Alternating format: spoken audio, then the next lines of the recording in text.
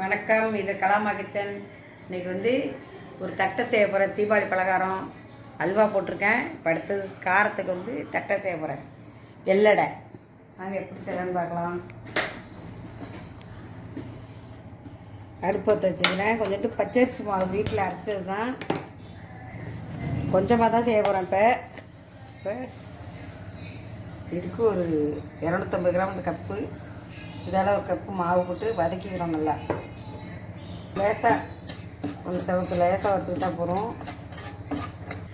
இந்த மாவு கொஞ்சம் வீட்டிலே மிக்சியில் கழுவி காய வச்சு அரைச்சி வச்சுருக்கேன். இதை நல்லா வதக்கிக்கிறோம்.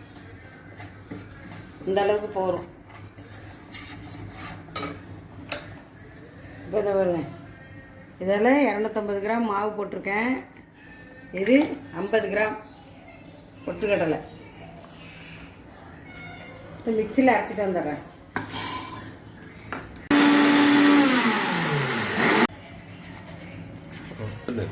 இந்த மாதிரி சளிச்சு எடுத்துக்கணும்னா வெடிக்கும். இந்த மாதிரி இந்த கத்தியாக வெடிக்கும்.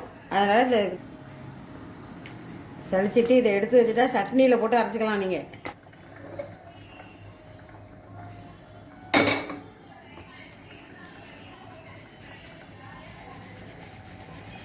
பார்த்தீங்களா, இந்த கப்பி இருக்குது பார்த்தீங்களா, இந்த கப்பி வறுபடாமல் வறுபடுறதுல கொஞ்சம் உருண்டை உருண்டையாக வரும். இப்போ ஒரு ஸ்பூன் மிளகாத்தூள், அதுக்கு 10 பல்லு பூண்டு. இதை மிக்சியில் போட்டு அரைச்சிட்டு வந்துடுறேன். இந்த மாவை வந்து இந்த பவுலில் போட்டுக்கிறேன். பொட்டுக்கடலை மாவும் அரிசி மாவும். ஏன் ஒன்றா கொட்டி சலிக்கக்கூடாதா? தனித்தனியாக ஏன் சலிக்க சொன்னீங்க? அது வந்து கப்பி பொட்டுக்கடலை கப்பி இருந்தால் இதில் சட்னியில் போட்டு அரைச்சிக்கலாம். மிச்சம் அரிசி என்ன. இப்போ இந்த பூண்டு எல்லாம் அரைச்சிட்டு வந்துருந்தீங்களா, பேஸ்ட்டு பூண்டும் மிளகாவும், வெறும் மிளகாத்தூள் 1 ஸ்பூனும், பூண்டு அதில் கொஞ்சோண்டு கடலைப்பருப்பு, அது வேணாம், கொஞ்சம் கடலைப்பருப்பு ஊற போட்டு போட்டுக்கணும்.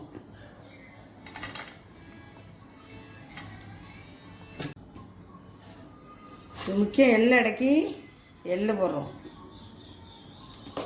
ஒரு ருசிக்கு ஏற்ப உப்பு. இந்த மாவுக்கு நான் அரை ஸ்பூன் போட்டிருக்கேன். 1 ஸ்பூனு நெய் போட்டுக்கிறேன். ஏன்னா வெண்ணெய் இருந்தால் வெண்ணெய் போட்டுக்கலாம், இல்லைன்னா நீங்கள் புளிகிற எண்ணெயே காய்ச்சி ஊற்றிக்கிங்க. அந்த சூடாக இருக்கிறத ஊற்றி நல்லா உதிரியாக பிசைஞ்சிக்கிட்டு ஒரு 60 ml தண்ணி வச்சுருக்கேன். இப்போ இதை வந்து இப்படி பிசைஞ்சிக்கிறோம். இப்படி கொழுக்கட்டை பிடிக்கிற அளவுக்கு பிசையணும். இப்படி தட்டுறப்ப காட்டுறோம். எண்ணெய் ஊற்றிக்கிறேன். ஒரு கொஞ்சம் தான் மாவு, அதனால் இது போதும். இந்த எண்ணெய் 1/2 லிட்டர் வச்சுருக்கேன். ஒரு இலை எடுத்துக்கிட்டிங்கன்னா ஒரு பிளாஸ்டிக் கவர்லாம் வேண்டியதில்லை. இந்த மாதிரி எண்ணெய் தரையிட்டு ஊற்றிங்கன்னா டக்குன்னு எடுத்துடலாம். ஒரு 5-6 தட்டி வச்சுங்க. அது வேகிறதுக்குள்ள இலையில் செய்கிறது ஆரோக்கியம். பிளாஸ்டிக்கில் செய்கிறத விட இலையில் செய்கிறது நல்லது.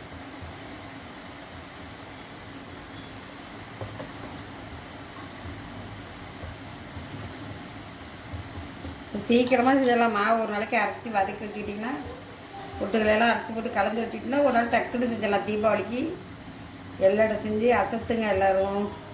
கட்டி வச்சுட்டு எடுத்து போட்டுற வேண்டியதான், அவ்வளோதான். அந்த உங்களுக்கு என்ன அளவுக்கு வேணுமோ அந்த அளவுக்கு கொஞ்சம் வெந்தோடனே அப்படி பரட்டி விட்டுக்கணும். கொஞ்சம் ரொம்ப போட்டால் உடனே போட்டு எடுத்தீங்க புட்டுட்டு போயிடும். இந்த சிம்மில் வச்சுக்கணும் அடுப்பை.